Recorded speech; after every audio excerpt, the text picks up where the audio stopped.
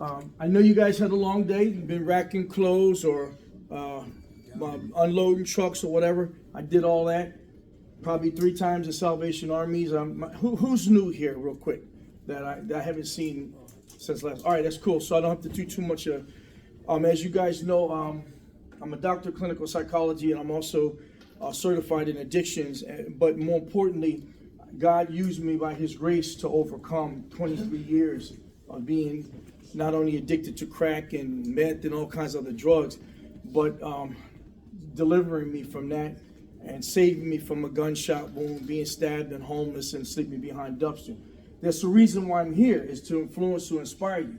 So there's all types of things that we talk about education-wise and in agreement with living our life, right?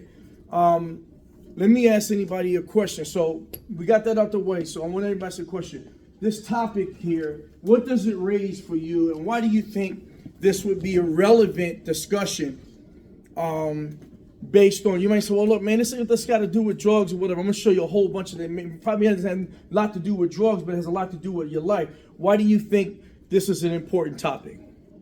I want to hear from 3 people. For me, it's both. I mean, when I do drugs, I have a lot of sex. Okay, so when you do drugs, you desire sex. Okay, what about you? A trigger for me. Huh? A trigger? What does it trigger you? So when we talk about porn and sex addiction, which is a topic, what is it when you say trigger? What triggers you? We'll be with a girl, obviously. Huh? I'll be with a girl. Being with a girl. Okay. What else? Come on, somebody else. Talk. What is this topic? What's the relevance of? Why do you think it's relevant to talk about? If we're addicted to drugs or anything like that, it's one of the many addictions that people that are addicted to behaviors have. All right, so definitely you can become addicted to something that's very natural for sure. But go ahead. We got like, well, for me, I say no self-esteem. We can't be with one girl. Okay, so there's you touching on something. We're going to get into it yet, but you're definitely touching on some important. What's up? It's a trigger to want to do drugs. So it may be a trigger to want to do drugs. Yeah, I was gonna say the same thing, because for me it's like sex and meth go hand in hand, you know? Like, That's what I'm saying. There's a fantasy piece there. I get it. What about you? I was gonna say the same thing going hand in hand. All right. So let's do this. All right. So. All right. So let's go with the objective here. So what I want to do. Go ahead. It's in the blood. What's in the blood? Breeding. All right, that's your word, breeding, procreation. All right, I'm cool with it. So let me identify. Listen, I'm gonna tell you something. This really is an important subject because every one of you here and every probably man alive can't break away from what? Certain urges and impulses. And I don't care, no disrespect to the Pope or pastor or priest. I don't care who they think they are.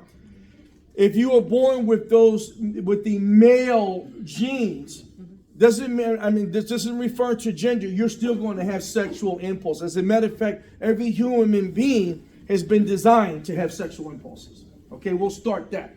Meaning that you're socially built. You are built that way, and there's instincts. Meaning there's nothing you can do about your instinctual drives. However, there's definitely something you can do about your behaviors related to those drives. Okay. So we're going to talk about we're going to define what porn addiction is. We're going to define what sex addiction is. And we're going to discuss the similarities between drug addiction and sex addiction and explore interventions for sex. But the reality of it is I want to make sure that everybody understands nobody in here is unique. A little self-disclosure. And listen. Is that you? If you think it looked like me, it could be me. I don't think it looked like me, so it's all a perception. I'm cool with it. If we get the job done today, I'll look like the picture if that's what you want me to look like. Okay, that's all good. Okay, so porn addiction. All right, listen to this. Porn addiction, in theory, when you can't stop looking at porn, even if you want to, and the obsession gets to the point that it interferes with work, relationships, and other parts of daily life, it is easy to understand how this could be a problem with widespread availability of internet porn today, which is probably some of the biggest because it's right there in your phone. So what do we mean by preoccupation? Because I want you to understand. All right, let me, okay, yeah. What do we mean by preoccupation? Anybody give me an idea what that is, huh? The things we think about on a daily basis, like work, school, eating, sleeping. All right, so those factors in life, we can become preoccupied with them, right? Anybody else give me another different definition? Like when you're focused on one thing, there's something else that you're. Right, so everything he said is true, but you just start to now put it on like one thing in your life. One more person. Right here. When you're high in meth, it's like either making porn or watching porn. It goes hand in hand. Yeah, and it does. It for a lot of people it does, but there's some really reasons that we're gonna get to why. All right. So to be clear on preoccupation, first of all, anybody in here who's sleepy or tired, man, just stand up, soldier up, just soldier up. You know what I mean? You got an hour, probably even a little less than that, because this is relevant. Preoccupation is simply I got something on my. For example, when and nobody hopefully not got high today, right? Nobody did no drinking, no alcohol today. This we can hopefully believe that's the truth. Which means that if there's no drugs and alcohol in your life at this moment, then is that your problem right now? How many believe they got a drug and alcohol problem? All right. Well, I guess we can look at open for interpretation. How is it a problem right now? It'll always It's not a problem, it's a solution to my problem. It'll what? always be a problem. I beg to differ. I said that's just me. I beg to differ, and I can tell you why. Huh? So that's right. What do you think is the problem today? If you haven't drank or I'm the used problem. today, what do you think is the I'm problem? the problem. You're the problem. What else did somebody say? The perception. Well, if we look at it to truth, is that true? If I'm not drinking or using today, it may have been something I had a problem with while I'm using, but is it really a problem right now? No. No, how? How is it a problem for you right now? All right, okay. So you having the desires for it doesn't make, remember, you can't, alcohol and drugs can't do nothing to you until you what? Put it in you. I'm not saying it will erase the desire right away. But if you can surrender and understand that through your detox process, something that stimulates desire is also preoccupation with not only things outside of yourself, what about the things you don't want to disclose to the world? What is it about you that you're uncomfortable with? Remember, triggers and cues can be external and internal. If you're not mitigating, doing anything to work on self, that means the false self, the self that is looking for other ways to fix self, other than truly addressing the problems. Of course, there are going to be triggers. The triggers are going to be where you sit. They're going to be internal, the negative emotions. And if you don't deal with you, there's going to be something you're going to keep defaulting to deal with to stay away from self. So yes, ideally and theoretically, you may have a problem understanding why I'm triggered, but there's no drug and alcohol problem in here today. It's how you're looking at it, whether you're looking at self or not. If you're not using, remember, drugs and alcohol are nothing but the symptom. How is drug and alcohol your problem if the symptoms are not being dealt with? If you deal with the symptom, most of us, after we became addicted, we started getting high in the first place for some other reason, and most often the reason was we were uncomfortable with self. So they go hand in hand. That's why they tell you when you put the drugs and alcohol down, the ideal now is what? If you look at the fourth step, after you surrender to this process, the ideal is to introspect. The idea is to look at what part you playing in everything you're disturbed about. Everything. If you can't look at self or won't look at self, if the addiction don't kill you, it'll force you to your knees to the point where you'll start looking at yourself. That's real. That's just the way it is. You don't have to believe me. Just simply critically think. If I'm not using, I got issues today. The desire broke, but the desire is gone because in the beginning, after 23 years, I stopped debating and surrendered and allowed people to help me and started to get honest with self. But it took me 23 years. I'll be 62 this year. Some of y'all, I'm half your age. You don't have to take that long and become 40 years old before you decide to surrender and really, really stop running on self-will. Because that's also proportional to your problem. You only think the way you think, and you only do it the way you do it, and you can't and won't accept someone else's help, and then you're afraid to look at the most important factor, and that's the man in the mirror. And that dude, to me, that was an uncomfortable proposition for me, is to look at myself in relationship to how I see myself in the world, I felt that I was very afraid, but I was afraid of me. So I defaulted to things like porn. I defaulted to things like, go ahead, man. So I agree with you. Like self is a problem. Could be a problem. It is a problem. For me, it is. You know, I agree with that. But isn't it a problem where my addiction is a problem as well? I believe because it isn't a problem that I'm still working on things that I'm working on for my addiction instead of actually focusing on like life on life sorts of normal stuff that I should be focusing on. Wouldn't that be a problem? Yeah. So you can call it a problem, a struggle, a concern. What I'm looking at just simply two things that my brother talked about. He said alcohol and drugs. Those are separate from my body. There is a biological piece that, yes, has been disrupted, meaning my neurotransmitters aren't normal. So remember, my brain is working against me. Glutamate, which is a neurotransmitter that it encodes memory, has also been disrupted, if you will. So when you're thinking about using when you're uncomfortable, it's because your brain still remembers the pleasurable experience. That's why if you're in a safe place, you have a chance to actually heal. How many of you are just hanging out and how many of you are actually healing? See, if you're here and you're seeking guidance and you're seeking help, 6 months is plenty of time for the brain to start to the biological piece, dopamine, serotonin, which is mood regulator, can start to rebalance because you get 3 meals, you get a high to cut, you really got a chance to do something. Then you get counseling and you guys can have some spiritual time, you can start working on you. So as the biological is healing, as the body is truly detoxing and breaking away from post-acute withdrawal syndrome, then you can start healing in your spirit. And if you put all that together, more than likely, because the word shows it, I'm not that unique, the desires leave because you learn how to cope instead of letting just like sex, pornography, all those other things, food. People can default to anything to stop dealing with self.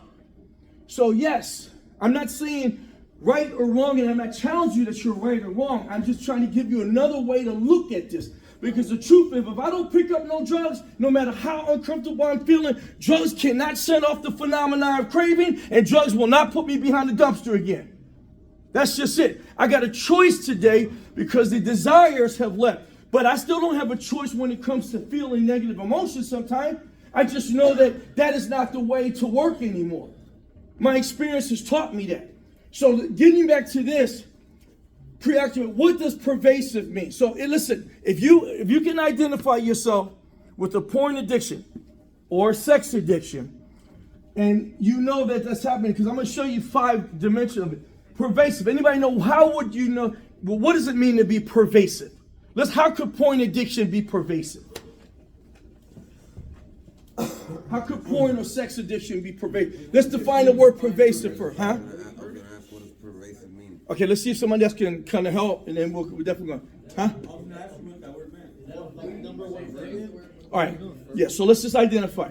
If I'm pervasive, that means in spite of you and around who's around me, my actions will always disrupt and cause problems, not only for me, but it trickles into other people's life. If I was, let's say, and I'm not anymore, because I related porn. Now, I'm going to be very, very, I hope this video, some people won't be able to handle this video.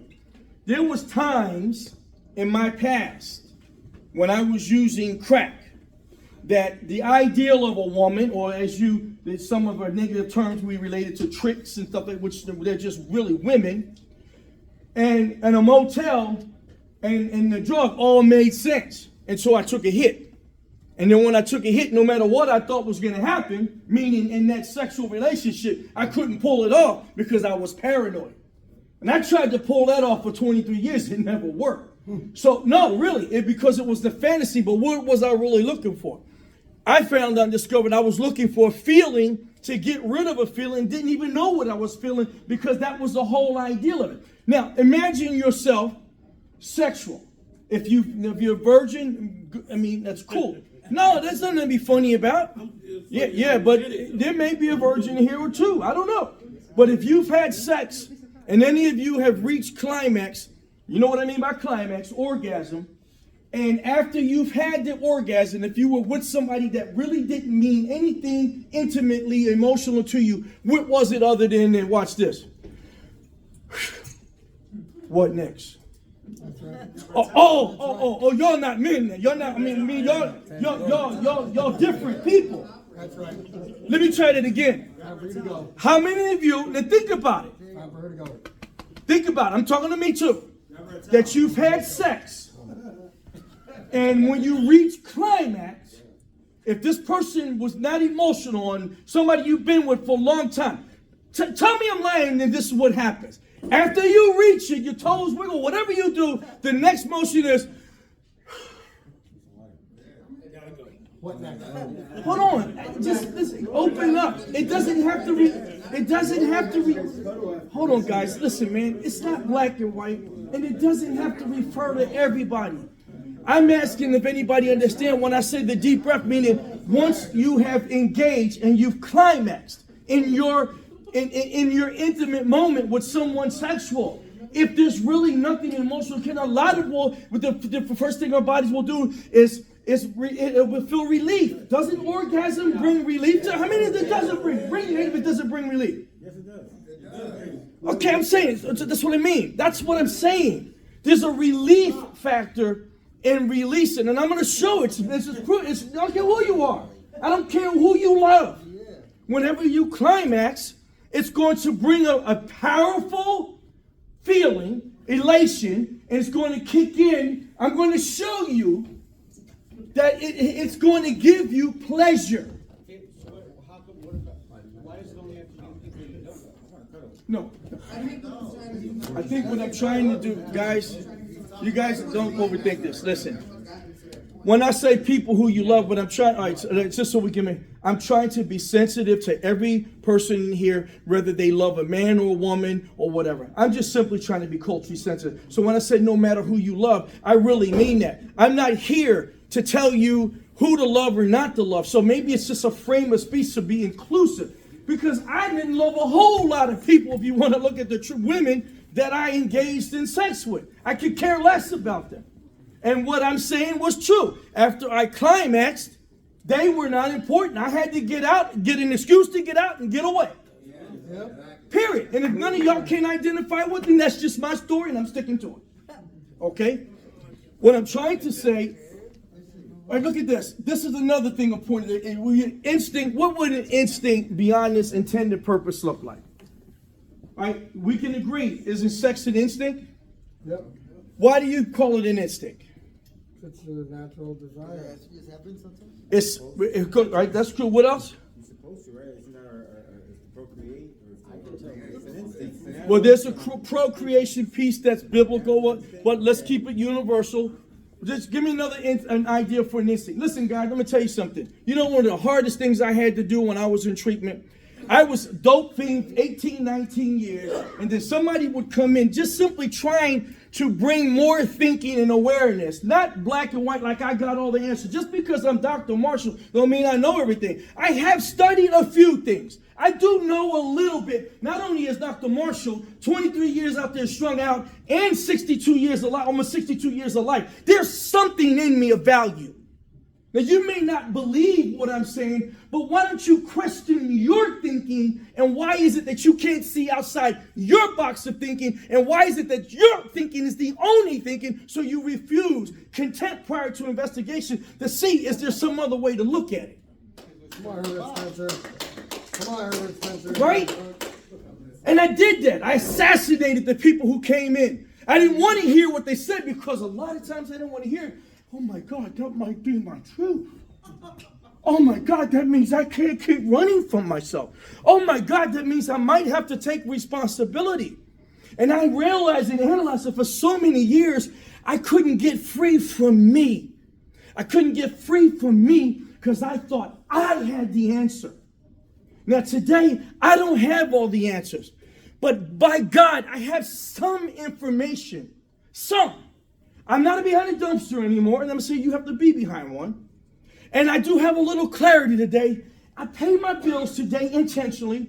I love my family, not by what I say, but what I've learned what love means to what I do. And it doesn't make me pretentious or the second coming of God. I make a lot of mistakes. If God is not in my life, I'm lying. If God is not in my life, you will mark. And I'm still going to lie sometimes while he's in my life. Thank God for redemption. Amen. But there's some value here, just like you have value. Okay? So don't question everything, but question it. Open your mind. Okay. So you have an instinct. That's, for example, anybody know what a social instinct is? Okay. All right. So remember, instincts don't have your permission. Can we agree on that? They don't. For example, we got one woman in here, but I've got to keep it real. You might wake up with an erection. You may get one at some point in your life. Sometimes you didn't even think about getting one. It was just doing what it was doing, right? Now, I'm not saying everybody in here has a penis. I don't know what you have. I don't know how you identify yourself. You could be transgender, and that may not be, but I'm going to stick to the biological piece so nobody doesn't get multicultural sensitive on me, all right? That your biological pieces work in spite of yourself. When we become aroused, some of it we like to use the word horny or whatever it is, there's a biological piece that you can't control. You will feel that and it give you a desire. Now the procreation piece is a very powerful understanding of you work that way and to force you into the procreation. There will be others who beg to differ because they don't feel that way growing up. They feel that they have to be and love who they are, and that's cool. I'm not here to debate that. But I'm saying generally your instincts work without your permission. Your social instinct. No matter what, we're socially driven to connect to somebody. That's why, what is the worst thing in jail? Anybody know what's the worst punishment? Yeah. What? No woman. Huh? No woman. No, that's bad because you can still be isolated. Isolated. That's why solitary confinement, believe it or not, is considered one of the most inhumane actual types of punishment. It is not a pretty thing to be locked up all day, 23 hours by yourself without any social contact. That's actual torture. That's torture. That's very real. You can look and research it. It's one of the most worst types of torture. That's why solitary confinement, and anybody that here that been in the hole, looking at it, knows exactly what I'm telling you. Within 24 hours, you stare crazy. I was. That is not a place to be. I'm begging God, get me out of here. Knowing that I still got 10 days or 5 or whatever it is because of my behavior. That's so your sex drives are natural. Natural. Okay? Let's go to this. All right. Somebody want to read just porn addiction. Somebody want to stand up here and read it out loud. Come on. All right. Porn addiction is a form of sex addiction. To define it, we need to talk about pornography first. Porn is one of those, you know it when you see it kind of things.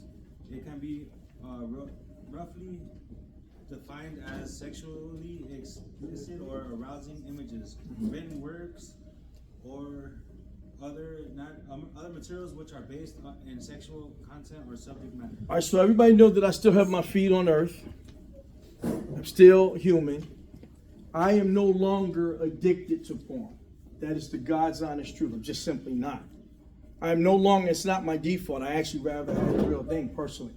But when I was an addict, I had a strong connection to porn because at the end of the day, I found out what it really was I was looking for was the achievement of the climax. At the end of the day, Amen. Didn't matter how my head got me there. Didn't matter what my impulses was. But at the end of the day, it was about reaching climax, feeling that unbelievable feeling of orgasm. And when it was over, it was always proven to me at the end, I was still left empty on the inside.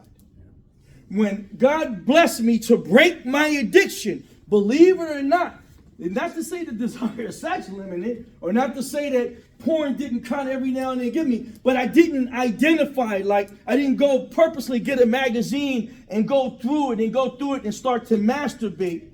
And this is very real sensitive information, but that's what I did when I was using, because most often when I was using, I was paranoid.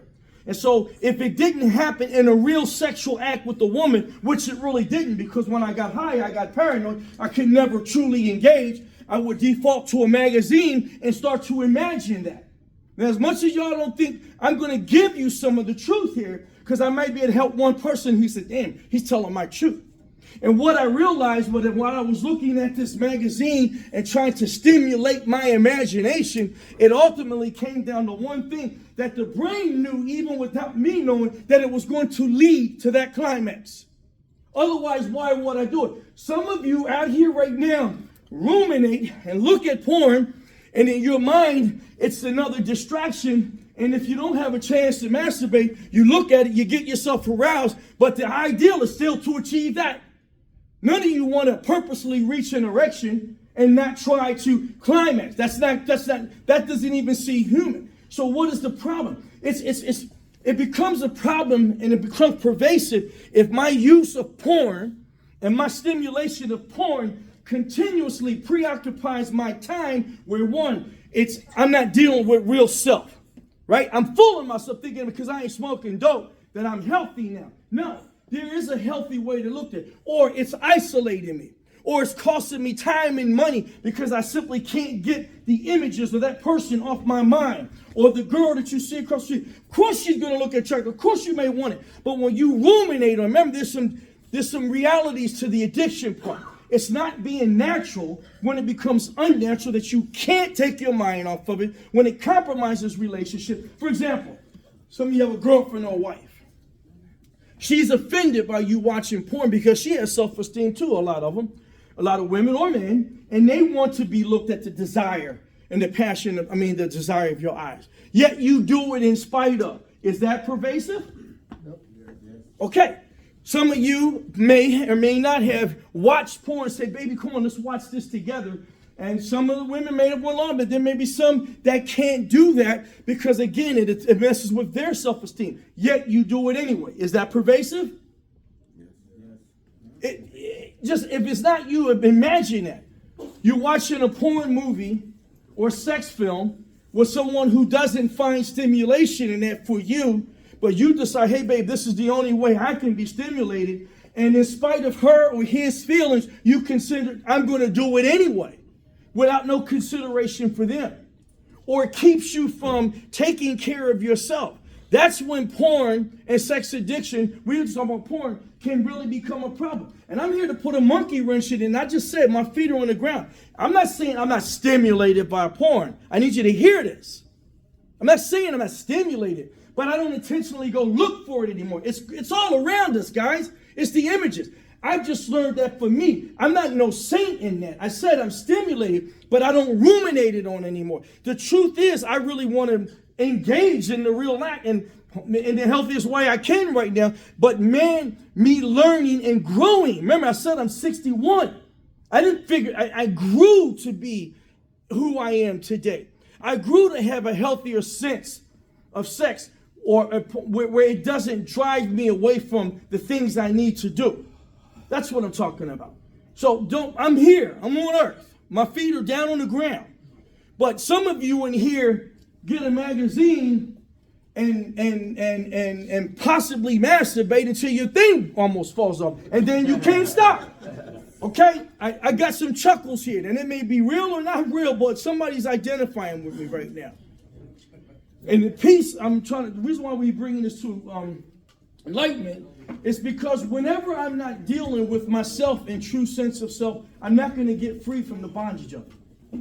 So if porn and sex is a distraction for me where I can't get my mind off of it, you're right. You're not getting your mind off. You're not getting your mind on, putting your mind on the right thing, which is in early recovery, is what is it about me and what is it about my thinking that I cannot accept and be comfortable in this world in my own skin. So I'm looking for a feeling. Go ahead. Is there a link to why, multiple men in here have mentioned it today. Is there a link why, chemically or whatever, why when people do drugs, that's like the first thing that they drive to? Yeah, you're good. So guess what? Sex and your impulses are still directly related to what? Natural neurotransmitters, right? You have natural neurotransmitters that, when influxed in the brain, bring pleasure. Dopamine being one. But I'm going to show you those, so I'm going to jump ahead. Because you're right. a lot of us, the reason why we will leave, let's say we don't mess with drugs, but the connection between drugs and porn. See, some of y'all in here really listen, and I really appreciate you. Because some of y'all know exactly what I'm talking about. Some of y'all really, right now, really want to be away from all these issues in your life, and you're not. I can see it in your faces. My spirit can pick it up. I can see it. And I appreciate you. Some of you is a cynics in here. So the ones that are listening understand, I'm not telling you that if you look at porn, your life is destroyed. I'm not here convicting you on no sin. How can I convict you? I see porn every now and then, but I don't watch it anymore because it does for me. It don't stimulate me. I'd rather have a real thing. And look, I'm just keeping it real. I'd rather have a real thing. And when I was getting high and looking at porn, if I was the real thing around how often it was, I couldn't pull it off. Now, for some of y'all not going to take this the right way, but I'm going to tell you, talk about me again. When I was messing with cocaine, I don't care, maybe in the beginning, this sucker stopped working. Amen. That's true. That's true. Let me tell you something. This is some real conversation here. When I was getting high, for the one who think, right, you might be in the early stage and it works a little bit in the very beginning. It's gonna stop. Let me tell you something. When I was getting high, before I got into the act that I thought it was, I get her, hey, you agree, here's about $30, let's do this thing. As soon as I took one, you know what I mean, took a hit, all that do this thing, in the beginning, boom, down. You couldn't do anything to wake it up. Nothing. That's my truth. And if you look at science, alcohol, meth, and don't talk about heroin, because the nod's going to happen wherever you are. And you all know that's telling the truth. You know and I know it ain't working. Even though you try to convince the girl you get ready to do this and do that. It's not working. But yet, you stop drugs and you still looking for it. You stop drugs. Listen, watch this. You stop. You're not out. Alpha wakes up. You know what they call it? The heroin works. All right, I'm not going to debate. You might just be wired that way. I'm just telling you the science proof. Science shows time and time again. The more you use drugs and alcohol, the less, like, the more impotent you become. You want to use some clinical words? Impotent. Anybody know what impotent means? You get no blood flow, no erection. How direct can I be? No blood flow, no erection. Now, I'm going to scare you straight. The more you keep doing drugs and don't recover, the less chance, the older you get. Thank God I was able to find some life at 40 years old and was exercising and got my life back together. But I'm going to tell you, every man in here, they ain't going to want to hear this. Hey, the porn industry was made on meth. Huh? And the porn industry was made on meth, and then heroin hard-ons, as soon as you use a shot of heroin, it's just bam. Listen, all right. You're not, all right, let me. Early on in your addiction, that's what you're saying. Long term, okay, let me put another word in front of it. Long-term drug use of any kind has always been associated with erectile dysfunction. Okay, I'm going to start using words.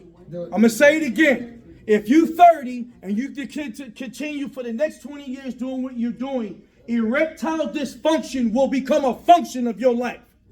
Period. Every man over the age of 40 at some point,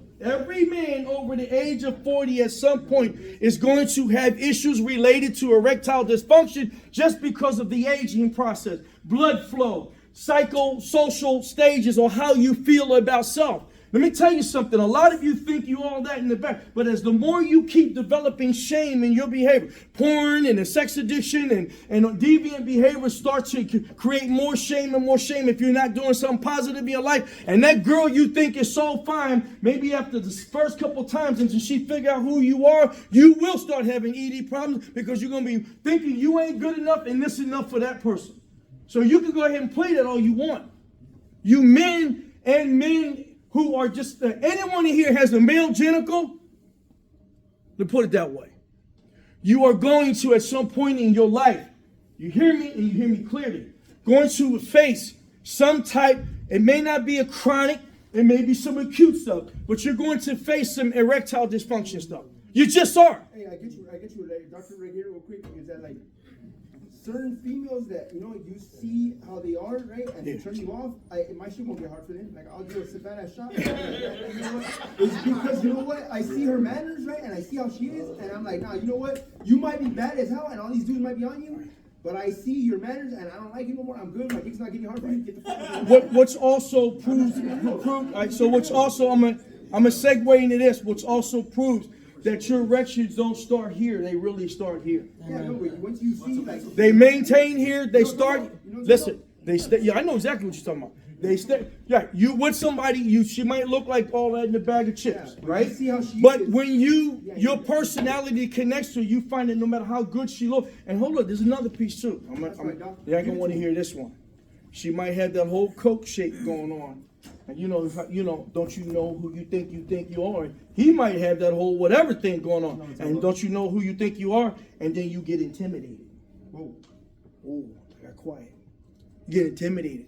It won't do nothing. It won't get hard. Not because you don't want it. You just wonder why you can't get it up. Because of a self-perception. Fear.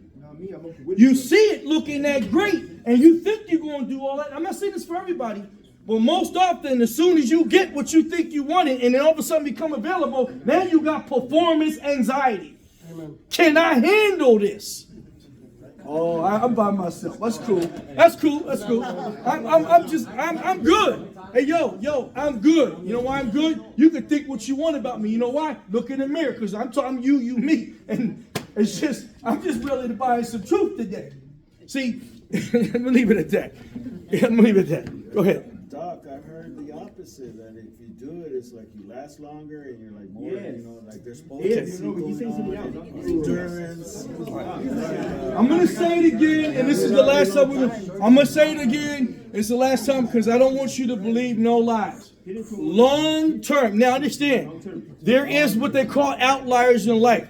Maybe you are like, listen, hold on, just to show you the human thing. Maybe you are that outlier. Man, I could smoke tons of this, just tons of that, and boom, this ain't never going. And I've been doing that 15 years. Okay. No, but it's psychological. I'm telling you what long-term research shows. Long-term research shows that people who are chronic alcoholics and addicts, and it's a science to this, are major men with male genitals have major erectile dysfunction things going on in life. Now this biology. Alcohol disrupts every organ in the body. Right? So if it's disrupting organs and creates malnutrition, you know, you the thorough man, and some of you get what they call a limp erection. Kind of go here, but I can't get it to go here. Yeah, that one. Yeah, that one. Yeah, that one right there. Hey, but all right, so on drugs, super hard, super solid, right? But when you're off the drugs, clean and sober, that's when you have that half limp. But you know why? Possibly because remember, maybe so here's the deal. Maybe part of the drugs are still working in that part of the brain where those endorphins and all that other stuff is really kicking in. How old are you, man? 32. 32. You a youngster, bro. Yeah. From my perspective, you a youngster. But if I don't want to see, well, I don't know if I got 30 years left, but I'm gonna just give you 10 years. You keep up this pace for 10 years. You talking about meth? Anybody see what happens to a real meth head? All right, I was a meth head, so don't get offended by the term meth head. I was a cokehead, crackhead, meth head, whatever you had. All right, so let's get that clear. What happens? Really after long-term meth use? You start what? First of all, let's talk about what? Malnutrition. That kicks in, right? Okay, let's talk about the psychological state. How many of you here know that you see this beautiful man or woman that you really like, they working hard, they living good? I mean, when I say living, they taking care of themselves, and then they know you smoking meth. How long you really think they're going to stay with you if you just met them? All right, watch. Okay, so look at the relationship. If that's all I do, and then this person, you start to now, every time you get in bed or wherever you go with this person, you still take you. And however your perception is about you, it's going to affect what you think they think about you. And before you know it, if you're continuously smoking and not taking care of responsibility being a man, you're going to feel inadequate about self. And the more inadequacy you feel, the more related to it is when you get in the bedroom. Stop twisting this up and finding the glam. What I'm trying to do is smash the denial piece. Because if it ain't there yet, it's going to lead there. That's probably part of some people's why they keep staying addicted to it. Because they believe the connection of sex, and then watch it. What's the connection of sex?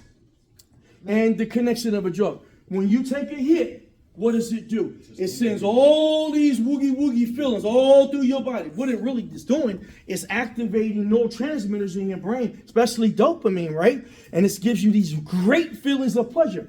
But the more you do it, the more tolerance you gain. You need more of the drug to feel like it, to the point where you're always trying to get high and achieve what the brain can't achieve anymore.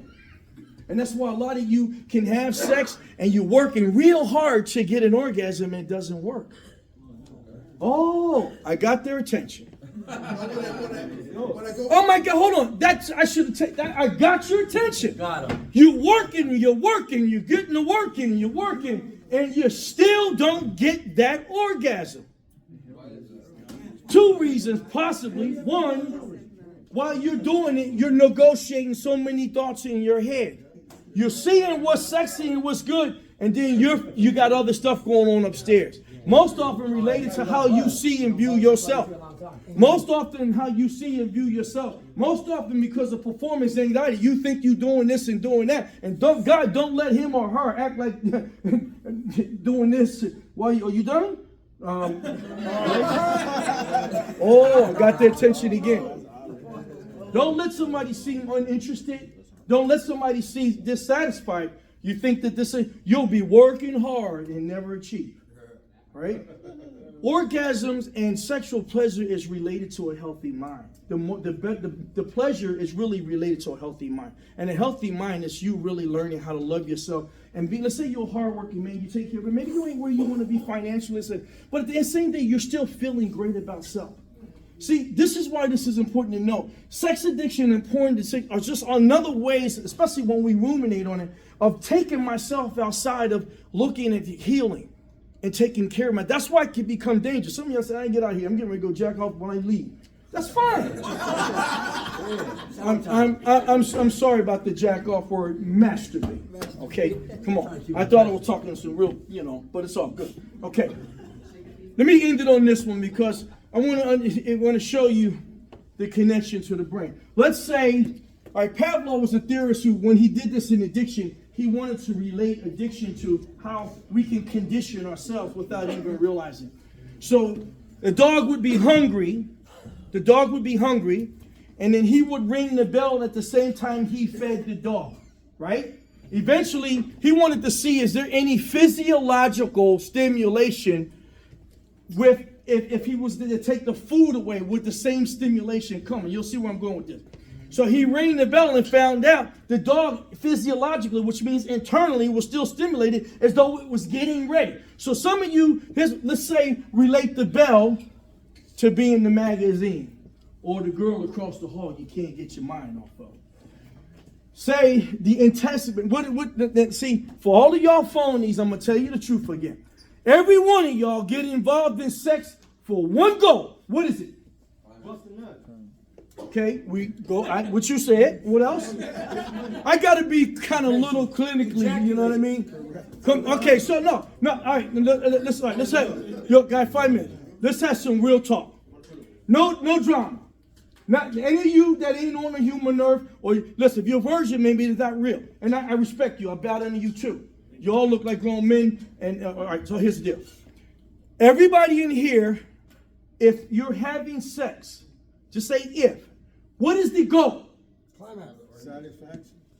To make her ejaculate. Satisfaction is a good thing to you want, but there's still an ultimate goal in satisfaction. It's the climax, right? But those are the healthy things that you want. Anybody that sees sex as just simply reaching a climax aren't really looking at it. And I had to learn this. I had to learn it. I didn't all of a sudden I know this. I had to learn that healthy sex and engagement in it is really liking the person I'm with. Just start with the liking. Yeah, there you go. Caring how that person feel. And guess what, guys, in the caring business, really caring how I feel There you go. about who I am. Caring how I feel about myself. And here's the biggest piece of it. You know, some of us see propaganda and think we need to be this big or we this fat or this or that. We question. A lot of y'all did the same thing. Was it good, baby? Was it better than the last one? Was it this? Was it that? And y'all know what I'm talking about. Y'all, all of you. You know what I'm talking about. But we can't feel okay because we still keep analyzing ourselves as what? Inadequate. So a lot of times when it comes to porn, so listen, so the porn stimulates the pleasure reward system in your brain like it does with drugs. So the thought about drugs stimulates the neurotransmitters in the brain, but more important, the physiological impulses. So whether you know that, if you're looking intentionally at porn, there's definitely a reason why you're doing it. You're not just looking at, she's cute, get out of here. You're looking at, you're really going deep in that thought. You are imagining that you are somewhere that you ain't obligated to be at this moment. Somewhere you ain't got no permission to be if it was in real life, and somewhere you probably won't get the permission to be. But you in that imagination in your mind, ruminating, you giving yourself permission to do something in the fantasy of your mind. But if it keeps distracting you, it's unhealthy because you're not looking at why isn't it, can I just be comfortable in my skin? Why do every half hour I need an orgasm? Why do every, okay, I'll give you a window. Why is it that every day I need one? Oh, okay. Hold on. No, just ask one. Why is it that I need one? I didn't say you shouldn't have any. Why do I need one every day? Why do I need it twice a day? And some of you know who I'm talking about here. I don't even need to know who you are. God knows who you are. You in that stall with a little picture. You pull something out of a magazine. She ain't even got to have all the clothes off. All you doing is imagine, look, you know who I'm talking to in here. I love y'all, man. And I appreciate the last because it's an important topic because it can distract me so much that I won't do no work on myself. And here's another piece, guys. We already, a lot of times, society places images of women in a negative light. And a lot of times, if we're not respecting ourselves, we darn sure ain't respecting nobody else. And so we buy into the propaganda of women as images or men as images, and however you want to vote your vote. And most of what I'm talking about women, though, because we'll put these negative images on women that they ought to, should have, could have, and then we lose respect for them. So then, go ahead. What if they're doing this themselves?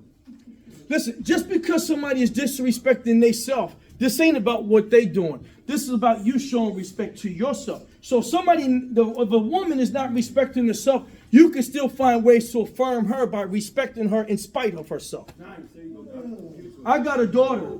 I got daughters and I got a mom. And if you want to just go to the root, you don't want no one disrespecting your daughter or your mom. So let's say you one that ruminates on porn and you can't get your mind and fixation off it. You may see a woman, every woman you see that may be related to what you're... My bad. I don't want to interrupt you. Yeah. But what about this culture, right, where everyone's just twerking? All right, again, watch again. Just because somebody's twerking don't mean I got to watch twerk. And then I'm not saying I ain't never watched some booties. If somebody shake. I got to keep, beat up the Marshall. But look, I'm hood as they get. Right? Okay, so listen, go ahead. All right, so listen, check it out. I'm a man. I'm scrolling through the website. Oh my goodness, she twerking and she cute. I'm gonna give her a few minutes of my time. Every now and then. But I'm not looking all night. I need to find a twerker. There's a difference. I'm not trying to take myself outside of the human race. It's just, it ain't pervasive anymore. It's not the main thing anymore. Some of you guys, let me tell you, you go on TikTok or WitTok or whatever talk you want, and you see somebody talking, you're going like this. You're going for the next one. Okay, my bad. Okay. But in society before, was that a part of a moral compass of a female to actually... Too much information. I couldn't even focus on that person. I just had to go where his head was. Once I saw him do the turnaround move, I had to turn around. right, hold on. Real quick. No, real quick. And I'm gonna answer this. Listen, and next week we're just gonna listen once. Hold up. Important. Guys, time out. So real quick. Hold on. Let me say this first. Next week I'm gonna show you 5 types. If you see yourself here, you just see yourself here, and then we can talk about how not to. And it's important that you see yourself so that you know yourself. Now go ahead real quick. What I'm saying is that a woman respecting herself twerking in public? Because before, a woman would be like, wait, whoa. Does every woman you know twerk? All right. So I explain. Does every guy in here have to have a problem with porn addiction? No. Just because someone's disrespecting themselves again doesn't mean you have to disrespect yourself or them. All right. Okay. Thank you.